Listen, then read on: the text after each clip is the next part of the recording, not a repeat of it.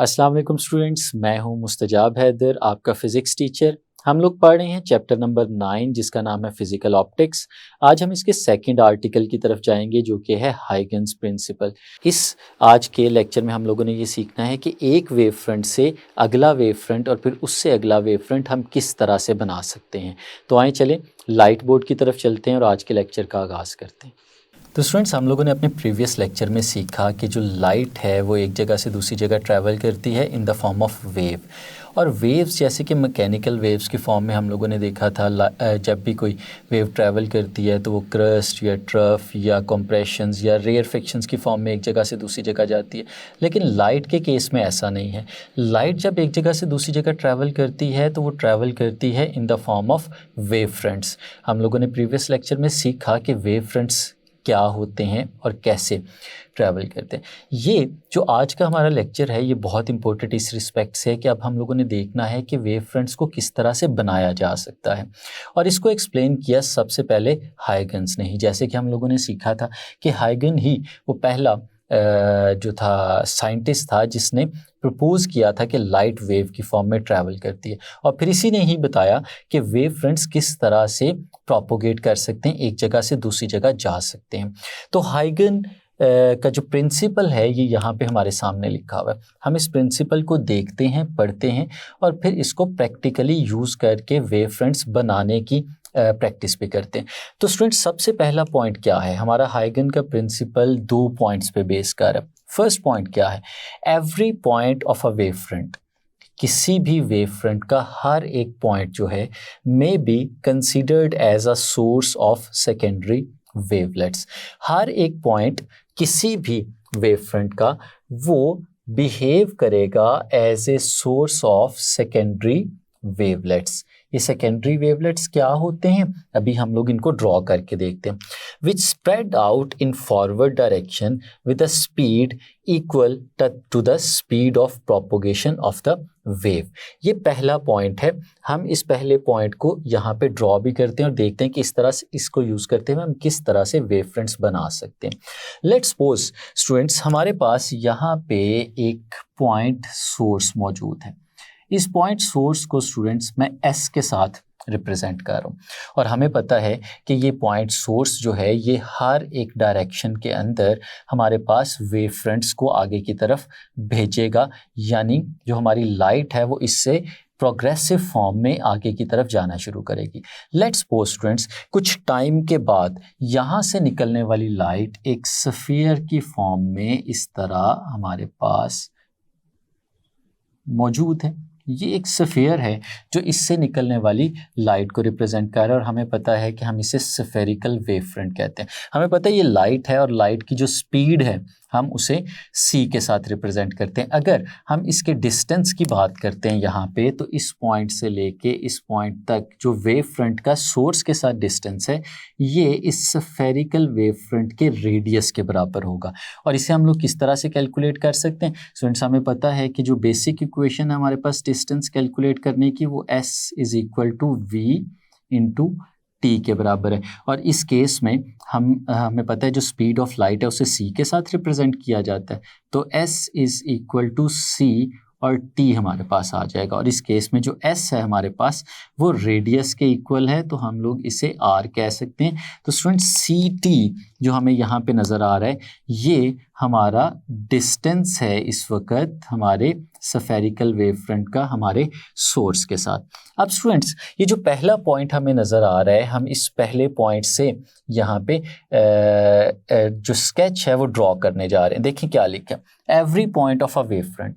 ये जो हमारे पास वेव फ्रंट इस वक्त बना हुआ नज़र आ रहा है, कहा यह जा रहा है कि इस वेव फ्रंट का every point may be considered as a source of secondary wavelet. इसके हर एक पॉइंट को एक सोर्स के तौर पे कंसीडर किया जा सकता है। किस तरह से? स्टूडेंट्स देखिएगा, लेट्स सपोज हम इसके ऊपर कुछ पॉइंट्स ले लेते हैं। लेट्स सपोज ये एक पॉइंट है, इसी तरह इससे कुछ फासले पे हम लोग एक और पॉइंट ले रहे हैं, इससे कुछ फासले पे हम लोग एक और पॉइंट ले रहे हैं, ये डिफरेंट पॉइंट्स हैं जो हम लोगों ने इस वेव फ्रंट के ऊपर कंसीडर कर लिए।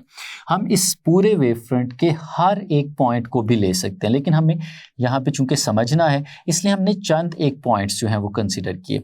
ये जो चंद एक पॉइंट्स हैं ये बिहेव करेंगे as a second source of secondary wavelets, यानी आप समझ लें कि जिस तरह से ये सोर्स S मौजूद था इसी तरह ये जो पॉइंट्स हम लोगों ने यहाँ पे ड्रॉ किए ये सारे points as a source behave करना शुरू कर देते हैं। तो अगर ये सोर्स के तौर पे बिहेव करेंगे तो इन सारे पॉइंट्स ने भी अपने वेव फ्रंट्स जनरेट करने हैं। वो जो छोटे छोटे वेव फ्रंट्स यहाँ पे जनरेट होंगे हम उन्हें सेकेंडरी वेवलेट्स कहते हैं।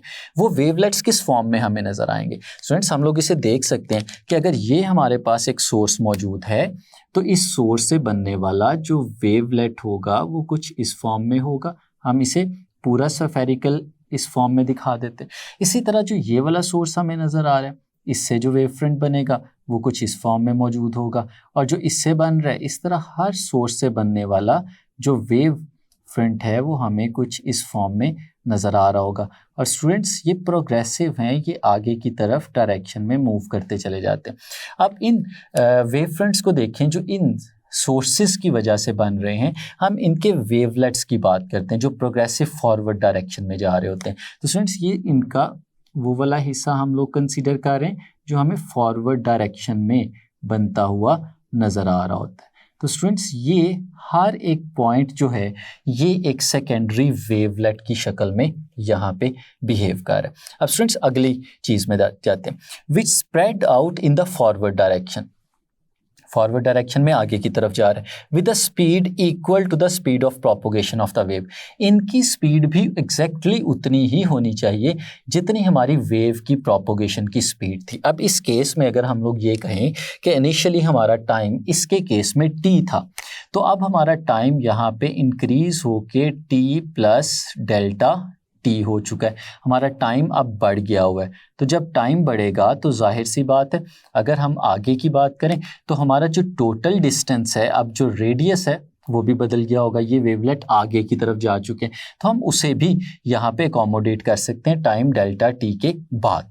अब स्टूडेंट्स इसका सेकंड पॉइंट को देखते हैं। देखें क्या लिखा हुआ, the new position of the wave front after a certain interval of time. ये हम लोगों ने यहाँ पे कंसीडर किया एक अगला इंटरवल ऑफ टाइम हमारे वेव फ्रंट के बनने के बाद जो आगे थोड़ा सा टाइम है, can be found by constructing a surface. अब हम लोगों को एक सरफेस बनाना है यहाँ पे, और वो सरफेस किस शक्ल में बनाना है, that touches all the secondary wavelets. हमें एक ऐसा सरफेस बनाना है जो तमाम के तमाम सेकेंडरी वेवलेट्स को टच करे। अब इस तरह का सरफेस कैसे बनाया जा सकता है? तो स्टूडेंट्स पहले इमेजिन करें कि ये हमारे सारे वेवलेट्स नज़र आ रहे हैं। अगर हम एक ऐसा सरफेस बनाते हैं, देखिएगा जो मैं यहाँ पे कुछ इस फॉर्म में ड्रॉ कर रहा हूँ, तो ये सरफेस एक ऐसा सरफेस है जो तमाम के तमाम सेकेंडरी वेवलेट्स को टच करके गुजर रहा है। तो इस तरह का जो सरफेस हमारे पास बन रहा है उसकी शेप ये हमें यहाँ पे नज़र आ रही है। अब स्टूडेंट्स ये क्या है? ये वो बता रहा है कि ये हमारा नेक्स्ट वेव फ्रंट होगा, यानी पहला वेव फ्रंट जो हमें यहाँ पे नज़र आ रहा था जो सोर्स से टाइम t के फासले पे था, उसके ऊपर हम लोगों ने कुछ पॉइंट्स कंसीडर किए जो ये पॉइंट्स हमें नज़र आ रहे हैं, और हर पॉइंट ने बिहेव किया as a source of secondary wavelet, और ये हमारे पास सेकेंडरी वेवलेट्स बनते चले गए और हमने टाइम इंक्रीज़ किया जो डेल्टा t आगे चला गया। तो इस टाइम के बाद जो वेवलेट्स जहाँ पे पहुँचे हुए थे उस जगह पे हमने एक लाइन ड्रॉ की, एक सरफेस ड्रॉ किया जिसने उन सब को टच कर दिया। तो ये जो हमारे पास बनेगा ये हमारा नेक्स्ट वेव फ्रंट होगा। और इस वेव फ्रंट का अगर हम डिस्टेंस निकालना चाहें कि पहले वेव फ्रंट से इसका डिस्टेंस कितना था, जैसे कि यहाँ पे अगर हम इन दोनों वेवलेट्स के दरमियान, वेव फ्रंट्स के दरमियान ये फासला देखते हैं, तो स्टूडेंट्स ये फासला किस तरह से निकाला जा सकता है? हमें पता है कि लाइट जो है वो c की स्पीड से प्रोपोगेट कर रही है। अब इससे जो टाइम लगा है यहाँ तक आने में वो डेल्टा t है, तो c डेल्टा t ये वो डिस्टेंस है जो दोनों वेव फ्रंट्स के दरमियान में हमें नज़र आ रहा है। और फिर अगर इस नए बनने वाले वेव फ्रंट को का डिस्टेंस अगर हम इसके ओरिजिन से निकालना चाहें, यानी सोर्स से, पॉइंट सोर्स से निकालना चाहें, तो वो स्टूडेंट्स कुछ इस तरह से आ जाएगा, c into T plus delta T, ये हम इस फॉर्मूले से ये डिस्टेंस निकाल सकते हैं। तो स्टूडेंट्स देखें, बेसिकली तो हम लोगों ने इन दोनों केसेस में जो इक्वेशन यूज़ की है वो यही इक्वेशन यूज़ की है। पहले केस में हम लोगों ने वी की जगह सी लगा दिया और टाइम क्योंकि अब हमारे पास डेल्टा टी था वो सब्सटीट्यूट कर दिया, और दूसरे केस में हमने वी की जगह सी ही लगाया है, लेकिन टाइम क्योंकि अब हमने ओरिजिन से स्टार्ट करना था तो ओरिजिन से पहले वेव फ्रंट का टाइम टी था और दूसरे का डेल्टा टी था, हमने उन दोनों को ऐड कर लिया तो ये हमारे पास बन गया। तो स्टूडेंट्स इस तरह से हम वेव फ्रंट बना सकते हैं, और अगर इससे आगे भी हम लोगों ने कोई और वेव फ्रंट बनाना हो तो बहुत आसान तरीका है कि हम इसी तरह से यहाँ पे पॉइंट्स कंसीडर करते चले जाएंगे, और वो जो पॉइंट्स हैं वो फिर से बिहेव करना शुरू करेंगे सेकेंडरी वेवलेट्स के तौर पे, और सेकेंडरी वेवलेट्स बनेंगे, और फिर हम एक फिगर, एक शेप, एक सरफेस ड्रॉ करेंगे जो उन सबको मिला देगा, और उनके मिलने से हमारे पास एक और सेकेंडरी एक और वेव फ्रंट बन जाएगा जो गिवन टाइम के बाद हम लोग देख सकते हैं। ये तो था अगर सफेरिकल केस हो हमारे पास, उस केस में हम इस तरह से वेव फ्रंट बना सकते हैं। लेकिन अगर हमारे पास जो वेव फ्रंट है वो प्लेन फॉर्म में हो तो फिर हम किस तरह से कर सकते हैं? क्या इन्हीं दो पॉइंट्स को हम प्लेन वेव फ्रंट पे भी अप्लाई कर सकते हैं? तो स्टूडेंट्स बिल्कुल हम उस इन्हीं दो पॉइंट्स को प्लेन वेव फ्रंट्स पे भी अप्लाई कर सकते हैं। हमारी बुक में फिगर बनी हुई है 9.2 जिसमें ये भी दिखाया हुआ है और प्लेन को भी दिखाया हुआ है, हम उसको भी कंस्ट्रक्ट करने का तरीका यहाँ पे सीखते हैं। लेट्स सपोज स्टूडेंट्स ये हमारे पास एक वेव फ्रंट है जो कि प्लेन फॉर्म में मौजूद है। हमें पता है, हमने सीखा था कि प्लेन वेव फ्रंट हमारे पास दो फॉर्म्स में, दो कंडीशंस में मिल सकता है। एक तो ये है कि जो पॉइंट सोर्स है वो बहुत ज़्यादा फासले पे मौजूद हो, और फिर हमारे wave front, spherical wave front का एक छोटा सा हिस्सा हम लोगों ने ले लिया हो जो कि प्लेन शक्ल में हो। या दूसरा तरीका क्या है कि हम अपने सोर्स को एक कन्वेक्स लेंस के फोकस के ऊपर प्लेस कर दें, और उसमें से निकलने वाली जो रेज ऑफ लाइट हैं वो फिर पैरेलल हो जाएं, और उससे वेव फ्रंट जो है हमें प्लेन शक्ल में मिलेगा।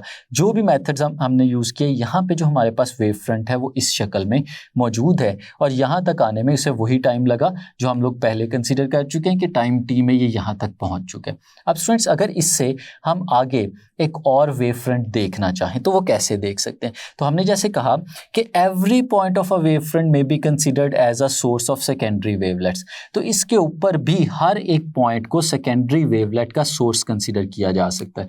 तो हम लोग यहाँ पे कुछ पॉइंट्स ड्रॉ कर लेते हैं, जैसे यहाँ पे ये स्टूडेंट्स हम लोगों ने कुछ पॉइंट्स यहाँ पे ड्रॉ कर लिए। ये जो पॉइंट्स हैं सारे के सारे, अब इन्होंने बिहेव करना है as a source of secondary wavelets, और फिर सेकेंडरी वेवलेट्स अगर ये बनाएंगे तो बिल्कुल उसी तरह से जैसे हमने पहले बनाया था कि अगर ये सोर्स के तौर पे बिहेव करता है तो इसने यहाँ पे एक सेकेंडरी वेवलेट बना देना है। इसी तरह ये जो नेक्स्ट हमें नज़र आ रहा है इसने भी बिल्कुल इसी तरह से एक सेकेंडरी वेवलेट बना देना है, और जो आगे वाला हमें नज़र आ रहा है उसने भी बिल्कुल। हमारे पास हर एक पॉइंट जो है स्टूडेंट्स वो बिहेव करना शुरू कर देगा as a source of secondary wavelet, और इस तरह से हमारे पास सेकेंडरी वेवलेट्स नज़र आ जाएंगे। अब स्टूडेंट्स एक चीज़ और यहाँ पे कंसिडर करने की काबिल है कि ये जो हमारे पास बने, हम क्योंकि समझने की बात कर रहे हैं तो हमने इसको पूरे सफेरिकल फॉर्म में लिया, लेकिन हम जब इसको ड्रॉ करेंगे पेपर में तो हम इसको पूरे सफेरिकल फॉर्म में नहीं लेंगे, क्योंकि यहाँ पे बताया गया कि जो हमारे पास वेव है वो फॉरवर्ड डायरेक्शन में, which spread out in forward direction. हमें एक ऐसा सरफेस लेना होता है जो फॉरवर्ड डायरेक्शन में हो। ये अगर वेव इस डायरेक्शन में ट्रैवल करते हुए आगे की तरफ जा रही है तो हम फिर इसके पीछे वाला सरफेस नहीं लेंगे, बल्कि हम वो वाला सरफेस लेंगे जो इसको प्रोपोगेट करता हुआ आगे की तरफ जाता हुआ दिखा रहा होगा। तो इसका मतलब है हम इन वेवलेट्स का वो वाला पोर्शन कंसीडर करेंगे जो इसकी फॉरवर्ड डायरेक्शन में होगा, ना कि वो वाला जो इनकी रिवर्स या बैकवर्ड्स डायरेक्शन में होगा। अब ये तो स्टूडेंट्स हमारे सामने बन गया। अब अगला स्टेप वही वाला, the new position of the wave front after certain interval of time can be found by constructing a surface that touches all the secondary wavelets। अब हमें क्या करना है, फिर से एक सरफेस ड्रॉ करना है, और वो सरफेस किस तरह का होगा? वो सरफेस इस तरह का होगा कि इन तमाम सेकेंडरी वेवलेट्स को वो टच करेगा। तो स्टूडेंट्स अगर हम लोग उसे बनाने की कोशिश करें तो ये देखें, हमें ये सारे वेवलेट्स जो फॉरवर्ड डायरेक्शन में है वो नज़र आ रहे हैं। तो हम एक सरफेस इस तरह से करके ड्रॉ करते हैं जो इन तमाम सरफेसेस को टच करते हुए आगे की तरफ जाता है। तो स्टूडेंट्स ये जो हमारे पास बना, ये हमारे पास अगले वाला वेव फ्रंट बन जाएगा, और इसका जो डिस्टेंस है यहाँ से लेके यहाँ तक पीछे वाले वेव फ्रंट का, ये हम इसी फॉर्मूले से कैलकुलेट कर सकते हैं, यानी ये इक्वल होगा सी डेल्टा टी के। अगर हमारे पास जो टाइम लगा पहले वेव फ्रंट से अगले वेव फ्रंट तक जाने के लिए, वो डेल्टा टी के इक्वल था। इसी तरह से स्टूडेंट्स अगर हम इससे आगे भी बनाना चाहें तो बिल्कुल ऐसे ही बना सकते हैं। हम इसके ऊपर भी पॉइंट्स कंसीडर करेंगे, जैसे मैं यहाँ पे पॉइंट्स लेके दिखा रहा हूँ, और ये वाले जो पॉइंट्स हैं ये भी बिहेव करना शुरू कर देंगे। किस तरह से? सेकेंडरी वेवलेट्स के तौर पे। अब मैं सिर्फ उनकी फॉरवर्ड डायरेक्शन दिखा रहा हूँ, और फिर इन सब को भी हम एक सरफेस के साथ मिला देंगे तो हमारे पास इस तरह से वेव फ्रंट्स बनते चले जाएंगे।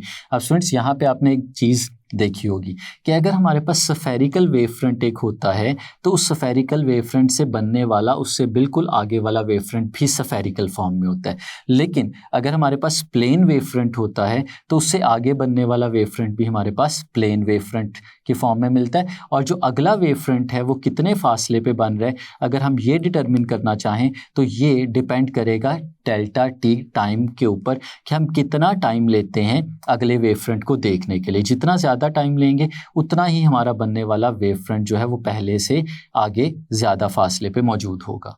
तो ये था स्टूडेंट्स हमारा आज का लेक्चर, जिसमें हम लोगों ने सीखा कि किस तरह से हाइगन्स के प्रिंसिपल को इस्तेमाल करते हुए हम लोग वेव फ्रंट्स को बना सकते हैं, एक वेव फ्रंट के बाद आगे आने वाला वेव फ्रंट ड्रॉ कर सकते हैं। उम्मीद है आपको अच्छे से समझ आई होगी। नेक्स्ट लेक्चर में मिलेंगे, तब तक के लिए अल्लाह हाफिज़।